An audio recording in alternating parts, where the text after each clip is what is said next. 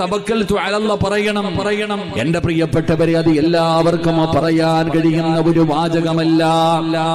അത് എല്ലാവരുടെയും നാവിന്റെ തുമ്പിൽ വരില്ല. അത് എല്ലാവർക്കും പറയാൻ പറ്റുന്ന ഒരു വാചകമല്ല. വണ്ടിയുടെ പുറകിൽ എഴുതി വെക്കാനുള്ള പേരല്ലടോ, വാഹനത്തിൽ എഴുതാനുള്ളതല്ല, നിന്റെ വീടിന്റെ അകത്ത് തൂക്കിയിടാനുള്ളതല്ല. അത് നിന്റെ നാവ് കൊണ്ട് പറയാനുള്ളതാണ്.